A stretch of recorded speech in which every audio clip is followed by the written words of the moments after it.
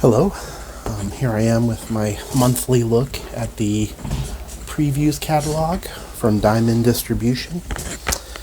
It's an open question as to how much longer this catalog is going to be a worthy source of information for upcoming comics. But for now, I think we get at least most of the big stuff. This is for August 2023. There was nothing from Marvel that stood out to me. One thing for DC I thought I'd mention. I don't know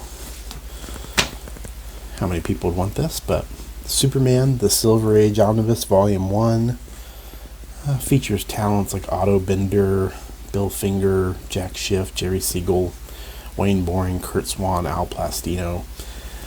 This is the sort of stuff that I would love to have $20 trades of. I don't know about spending $100 on it, but it's strange to me that DC's never made any kind of effort to collect the Lois Lane stuff, the Jimmy Olsen stuff, the Silver Age Superman stuff that's pretty out there, all the Mort Weisinger stuff. I feel like that's probably a pretty niche item, but certainly there's a lot of alternative cartoonists who found that stuff to be very inspiring and influential.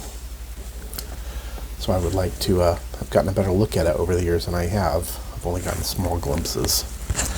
As we get into the main catalog, every month I feel like I go further and further before I hit my first thing that I care about. This time I went 220 pages. Here in the IDW section. Make sure I'm in the frame here.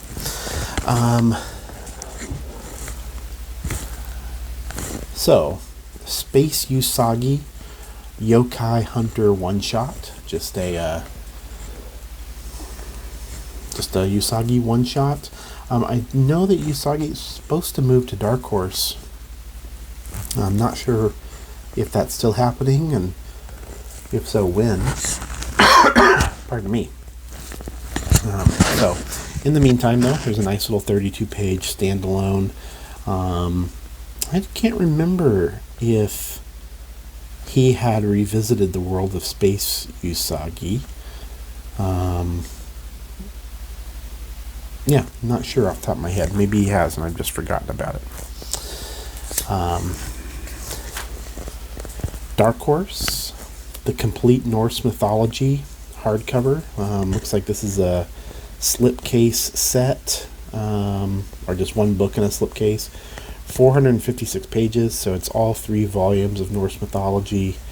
Once again, this is kind of a high price item, $125. I wouldn't pop for that personally, but I do think this is beautiful work. It's oversized, 8x12, and this is Neil Gaiman's Norse mythology stories adapted by P. Craig Russell and with a ton of name artists, including Mike Mignola, Jerry Ordway, Colleen Doran, lots of quality, mostly mainstreamish creators, but definitely a lot of quality people working on that.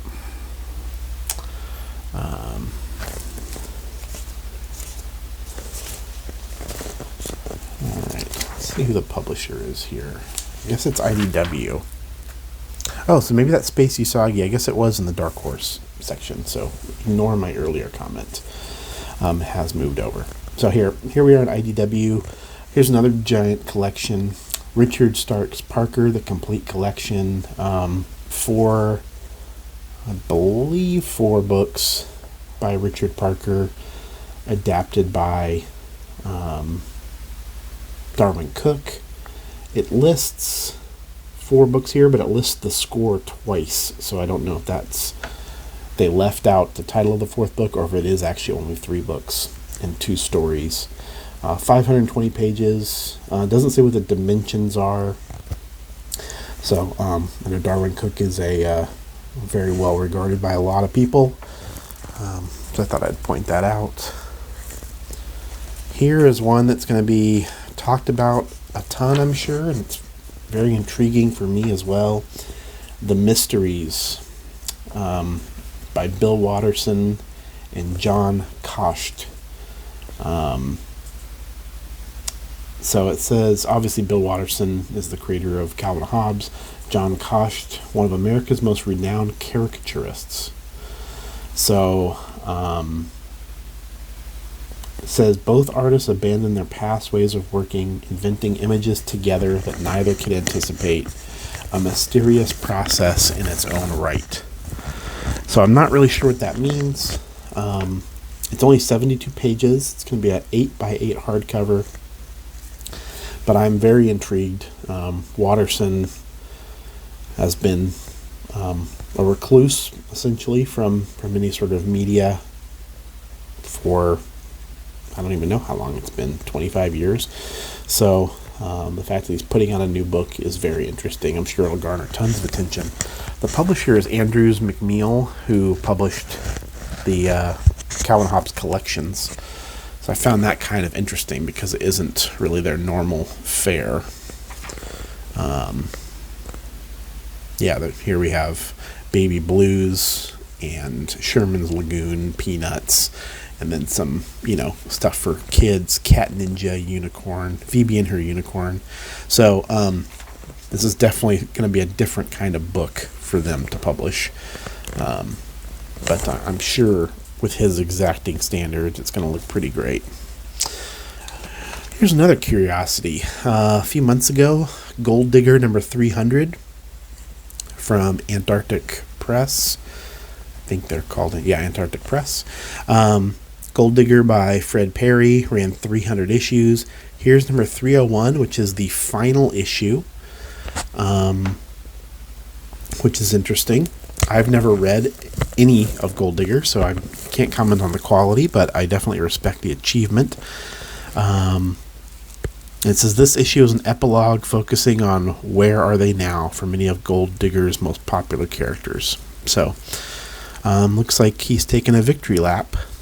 I thought I'd also point out here, Ninja High School 191, bi-monthly series. I had no idea Ninja High School was still running.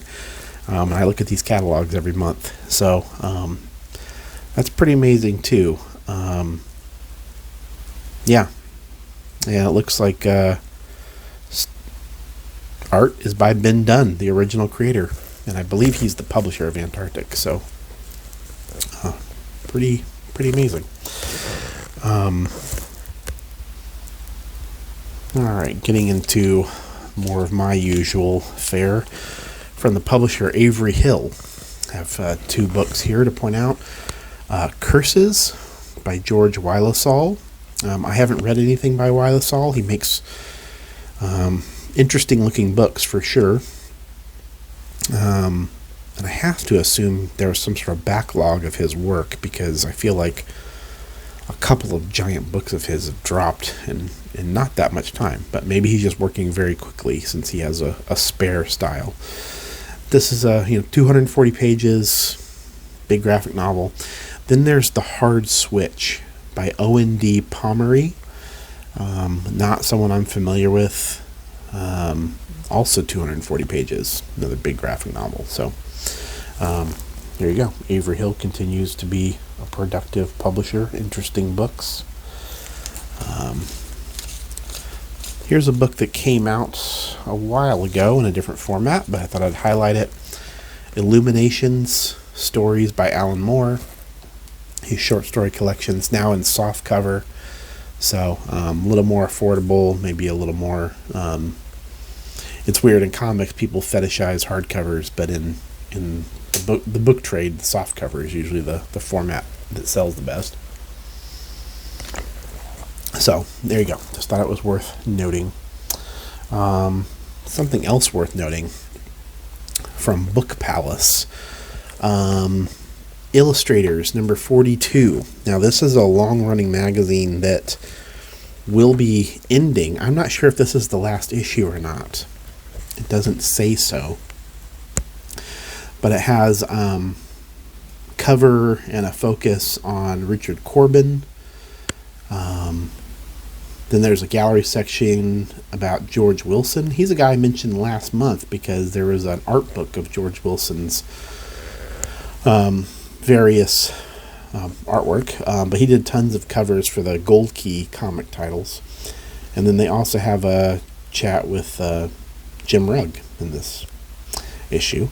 And here's an offered again, Best of Illustrators Quarterly, the 10th anniversary edition. Yeah, I would say the number one strike against illustrators is the price point. Here you have what is essentially a large magazine, $46. An issue of the magazine is $30. So, I mean, they're beautifully produced. They're very nice. And these are all obviously aimed at a select group of readers, but still pretty pricey. Also offered again, It's About Time, a memoir in pictures and words by Brian Boland. That's a book that I'm very interested to take a look at. I didn't order it myself, but I would love to see a copy of it and see what I think of it. I am an admirer of Boland's work, for sure. From Cinebook, a new series here, Asterios the Minotaur by Serge Latendre and Frédéric Penet. I'm probably mispronouncing. Doesn't say how many volumes, or it doesn't even really say if it's a volume 1 or not, so I guess I shouldn't assume that it is a series, but since Cinebook usually publishes series, I just sort of assumed. Also, Bear's Tooth Volume 5 by Jan and Elaine Henry, and Cossacks Volume 2, written by Vincent Brugius, and art by Yoan Guillot and Ronan Tulho. Apologies to all the creators involved for my terrible pronunciations. Drawing Quarterly. Only one new one from Drawing Quarterly of note for me. This book, The Cliff. I guess there's a resolicit Nijishiki from Yoshiharu Suge. This was in the January previews, and it's been resolicited now. And there's this book, The Cliff, by Manon Debaye, Montana Kane. Art is by Debaye. Not sure if this is a foreign book or not. Looks like Montana Kane might be the translator, and Debaye is the cartoonist. Anyway, never heard of this creator. Don't know anything about it, but it's a new Drawing Quarterly, so worth mentioning. Always.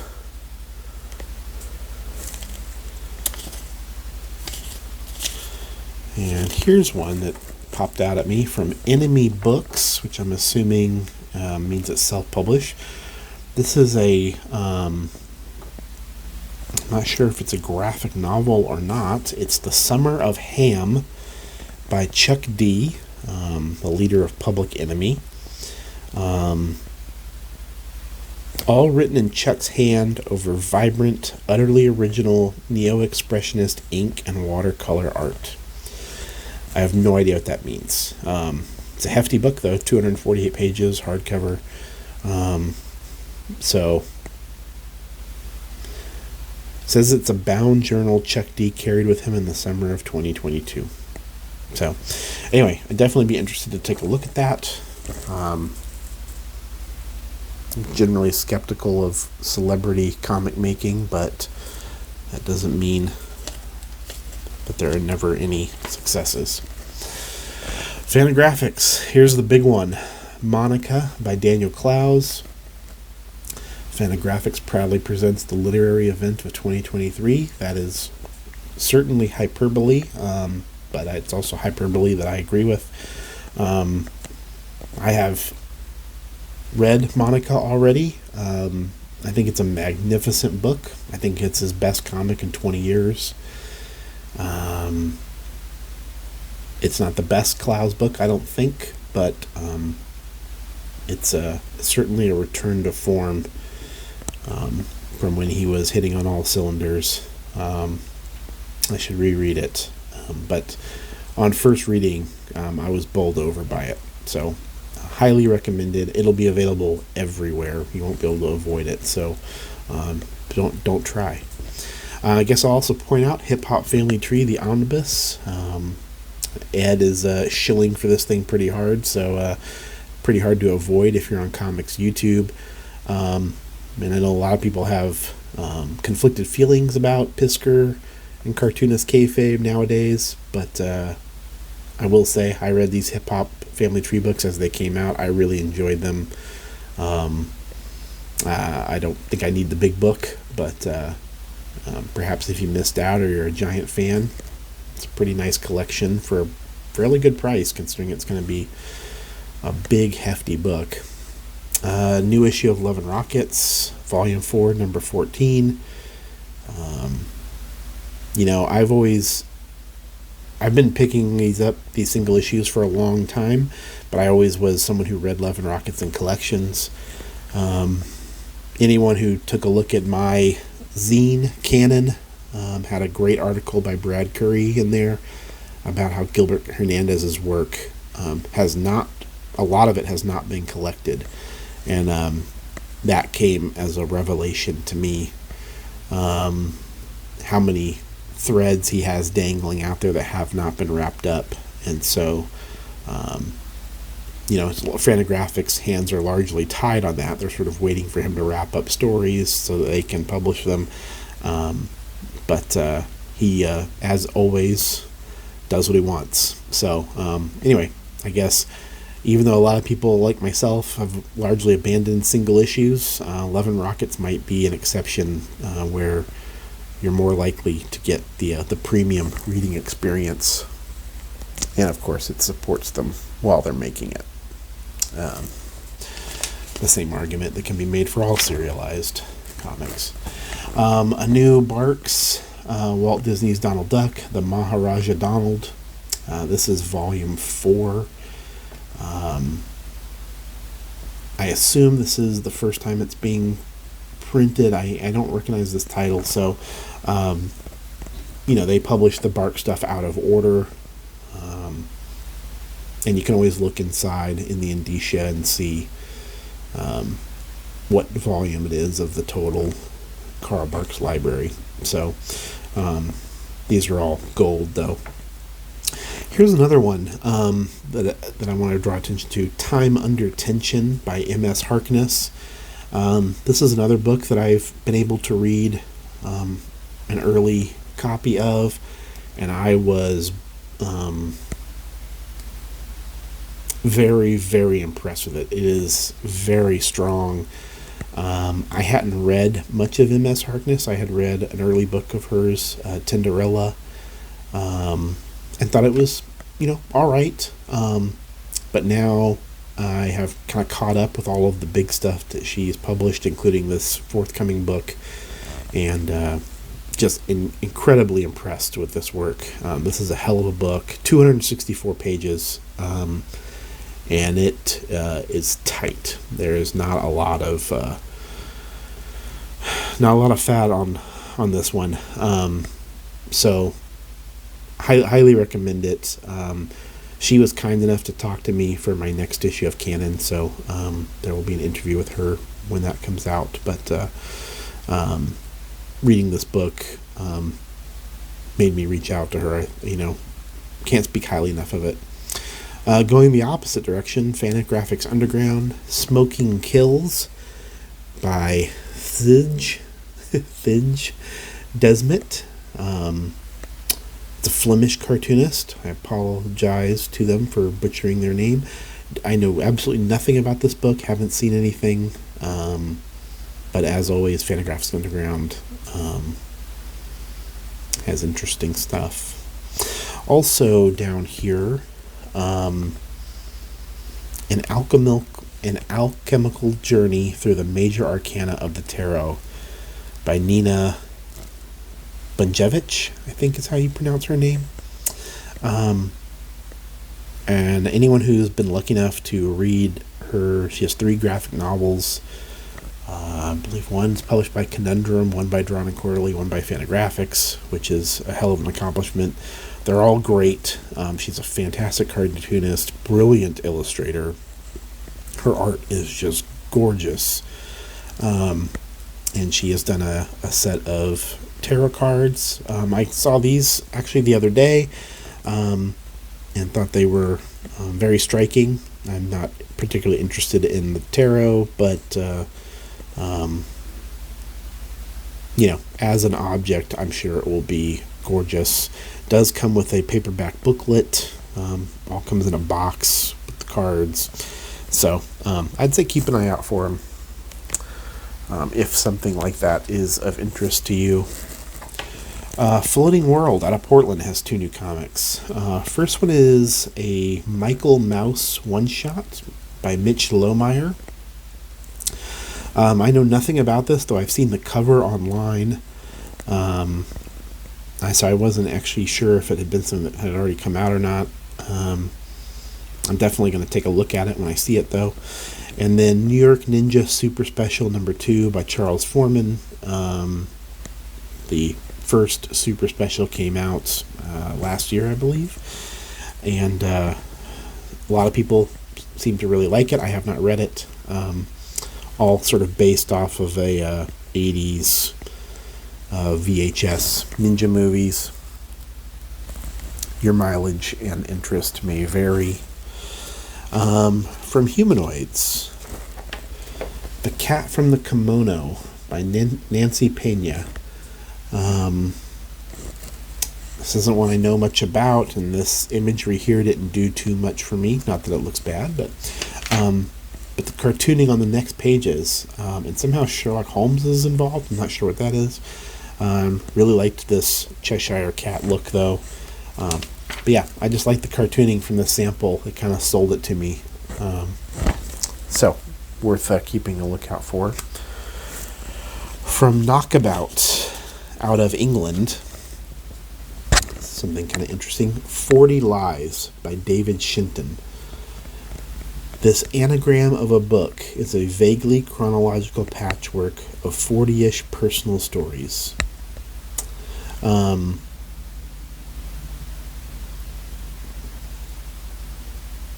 Yeah, I don't know anything about it. It's a big book, 322 pages. I'm not familiar with David Shinton. But it caught my eye for sure. Knockabout is a venerable publisher, and yeah, I would say anything they put out deserves at least a flip through if you're lucky enough to come across it. From Living the Line, the sort of probably second biggest comics YouTube channel that deals with somewhat serious comics.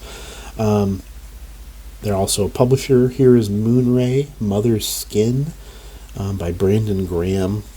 Hardcover. Does not say how many pages, which is a little interesting.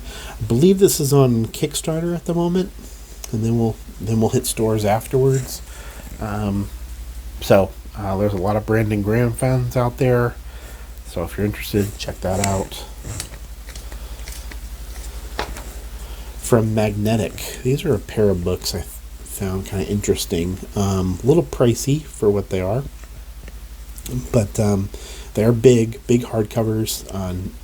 Bram Stoker's Dracula is a 9x12. Mary Shelley's Frankenstein is a 9x11, so oversized. Illustrated by Georges Bess.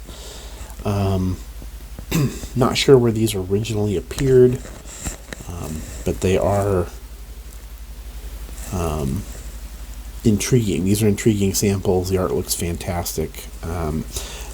Georges Bess sounds like a very familiar name to me, but I cannot place it. But he's a legend in European graphic novels, apparently. So, probably seen him in heavy metal or something and just kind of forgotten about it. Manic D Press. The Ghastly Ones and Other Fiendish Frolics soft cover. So this is just a Richard Sala book that's been reprinted, I believe. I don't know that it's new. I would have to go dig my Sala stuff out of a box, which I'm not going to do at the moment. But I'm almost certain that this is not anything new. Sala primarily published with Fantagraphics over the years, but he did publish with several other companies. But I thought I'd point it out because I adore Sala's work and want as many people to read it as possible. From NBM, Dungeon Zenith, Volume 5, by Johann Safar and Louis Trondheim. This is basically part of the initiative to publish these dungeon books at a larger size, 8 by 11, which is a fantastic size to get this material, to get it in the European format. The dungeon books are all wonderful. I honestly cannot remember if this one had been printed over here in English yet or not. I've kind of lost track. On the next page, they have various volumes. Some at the larger size. Volume 3 is still at the smaller size. They haven't gotten to that one yet. Definitely worth checking these out if you're interested at all, though. From New York Review Comics,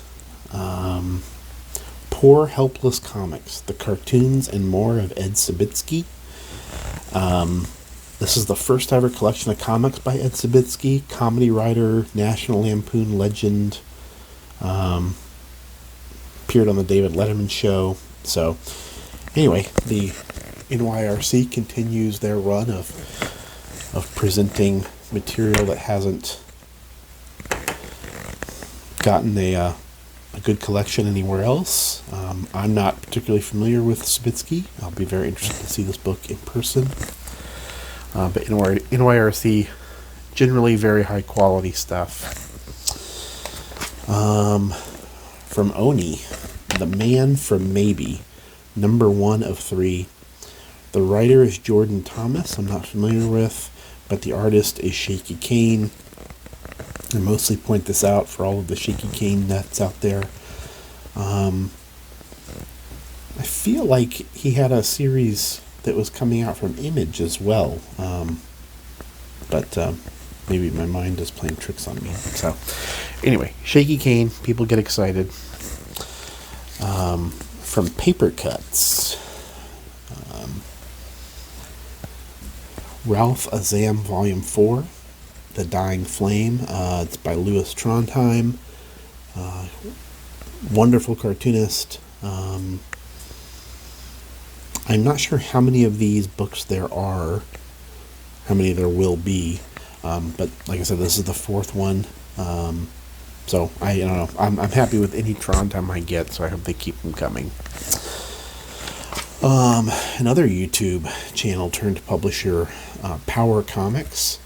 This is The Complete Jontar, written by Bill Miller, art by Tony Lorenz and Dane Barrett. This is a, depending on your preference, Outlaw Comics, Power Comics, Black and White Boom, whatever term you want to give to them. Printed in a nice size, though, 8 by 11, 256 pages, glorious black and white. So, very interested. These comics are impossible to come by, especially once channels like this start advocating for them.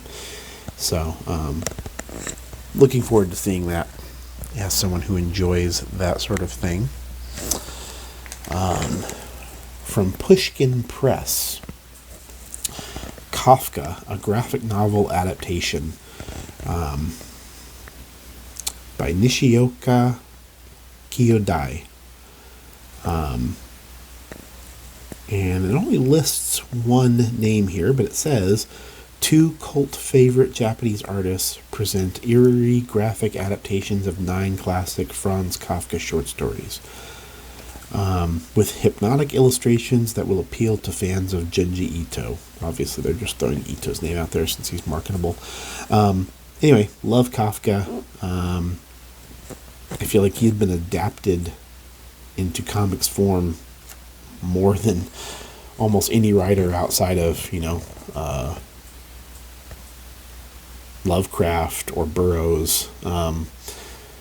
So for a non-genre writer, he sure gets adapted a lot. But I'd be very interested to see what that looks like. I'm not familiar with Pushkin Press off the top of my head. I wonder if they're more of a literary publisher. And I feel like it would be familiar in that context. A publisher I am familiar with, Rebellion, 2000 AD. Here's a new series, Smash #1. It's a 3-issue series. The reason I'm pointing it out is because of the writer is Paul Grist, who wrote Jack Staff, Burglar Bill, Mudman, all published by Image at one point. Wonderful cartoonist. Also Kane, his longer-running crime series. Anyway, I'm a fan of Grist. I'd prefer if he was drawing it, but I thought his name warranted mentioning it at least. Art is by Tom Foster and Anna Morozova. Also, another Apex edition, the 2000 AD art of Mick McMahon. So they've already done a Judge Dredd Mick McMahon, I believe, and this is more other work from 2000 AD. I noticed the price has gone up. These were the most affordable artist editions. They were, $95, I think. Now they're $135, which is quite a jump. Still cheaper than IDW, and these are beautifully made books. So, not really on my list of something I need to own, but I definitely thought it was worth mentioning. Got to look at the previous Mick McMahon book. In fact, there might even be a video on this channel of my friend Alex and I going through it, and thought it was fantastic. He's a wonderful artist, so really can't beat seeing someone like that, their art at that size. Rise and Fall of the Trigon Empire, Volume 5, written by Michael Butterworth. Art, though, is by Don Lawrence and Oliver Frey. Don Lawrence is the name here. One of the great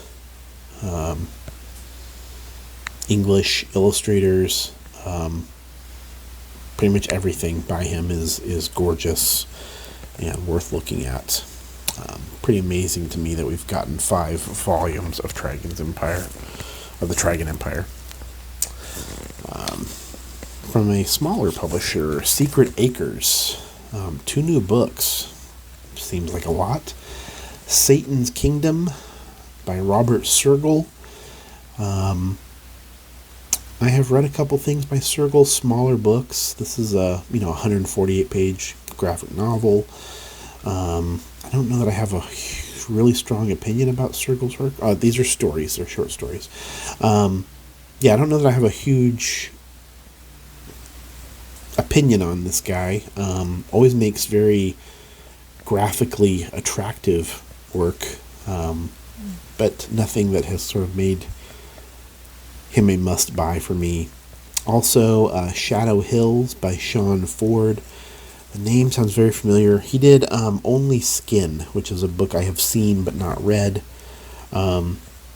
This book is a decade in the making. Shadow Hills collects all 10 serialized chapters and brings the highly acclaimed series to a new, stunning conclusion. So he was clearly working on this series, Shadow Hills, for a long time, and has a hefty graphic novel to show for it. Really nice cover.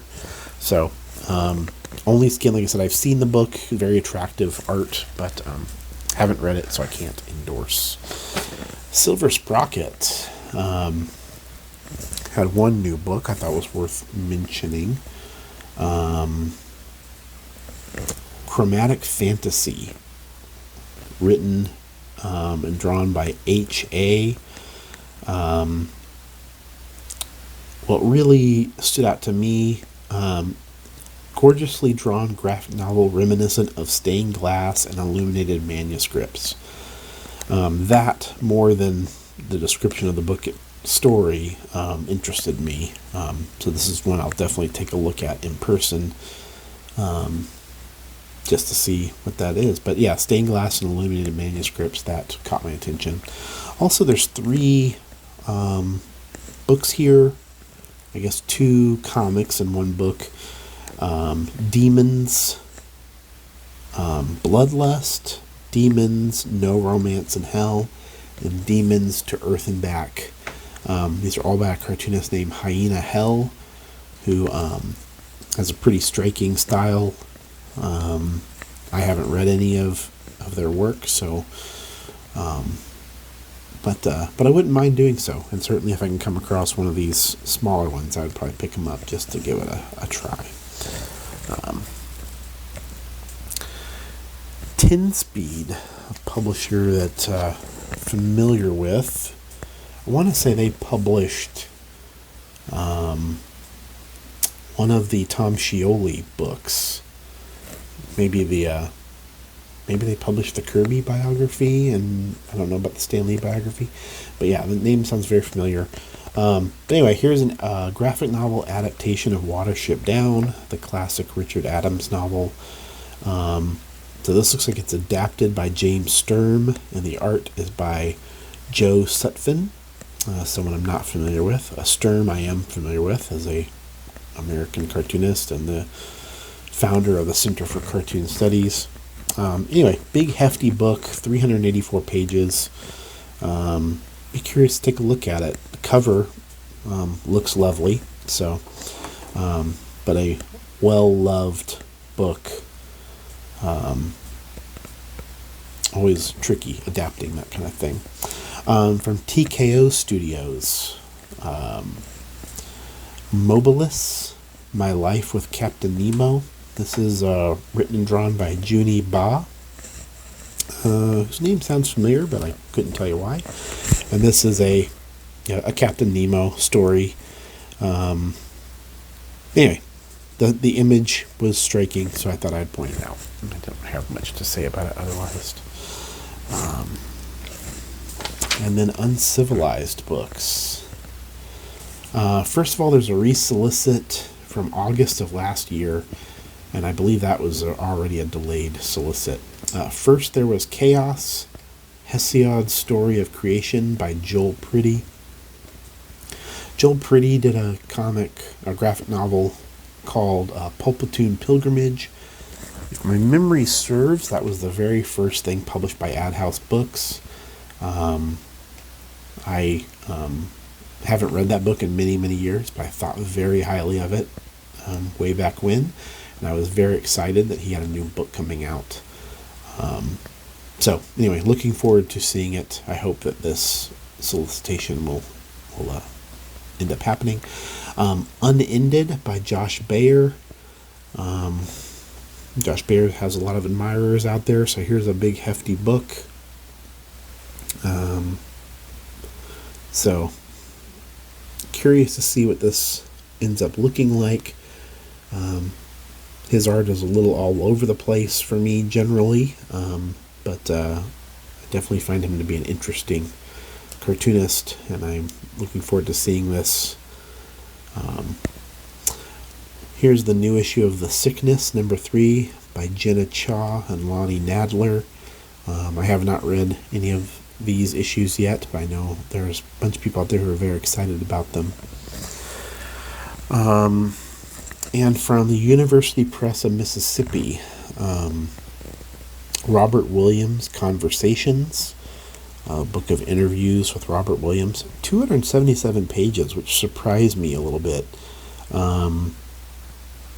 But then again, as a fine artist, he's probably been interviewed 100 times. I guess I was thinking more of him from a cartoonist perspective, and he was one of the Zap guys, but he hasn't made a ton of comics in his life. So, but anyway, I do enjoy these books, and so I always want to point them out when I see them. Strangely, no manga this month for me. I can't remember the last time that was the case. So, there you go. August 2023. The previous catalog. The usual foolishness. If you have any quibbles, qualms, please let me know. If you think I missed something, let me know that too.